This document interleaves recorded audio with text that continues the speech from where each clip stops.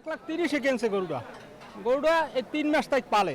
এখন খরচ হয়েছে 1,50,000, এখন দাম কয় 1,20,000। তাহলে এখানে 30,000 টাকা লস হইবে গরুটায়। এইটা যদি ভালো কাস্টমার পাইতো, সরকারিভাবে সহযোগিতা পাইতো, গরুটা মধ্যে 1 লাখ টাকা বেচা লাগে, তাহলে এবারে তো 30,000 টাকা লস হইবে। খাবার দাবার মনে করেন যে আপনি 75-80 টাকা, 60 টাকা, 70 টাকা এরকম কেজি, ভুসির কেজিটা 60 টাকা। তাই আর যে খাওয়াইছে সেই টাকা এখন আইবে না, লস, মোটা আকার লস। কম কম কম, গরুর দাম কম কম, কোরবানিও কম। খামারি এলারা তো বড় বড় লস খাইবে, বেশি লস খাইবে। আর যারা পরিশ্রম করছে, পরিশ্রমে কোনো মজুরি পাইতেছে না।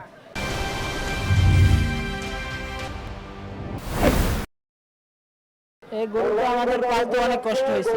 গরু যে টাকা কিনছে ওই মূল্য পাইতেছে 1,30,000 টাকার মতন দাম নিয়েছে কেনার সময়। প্রায় আধার খরচা নিয়ে এটা প্রায় 1.5 লাখ টাকা খরচা হয়েছে। এখন দাম বলে 1,40,000, 30 এইরকম, পুরো লস এই গরু। কষ্ট তো প্রচুর, একটা খামারি জানে যে কতটা কষ্ট হয় গরু পালতে। খামারি ছাড়া এটা বুঝবো না।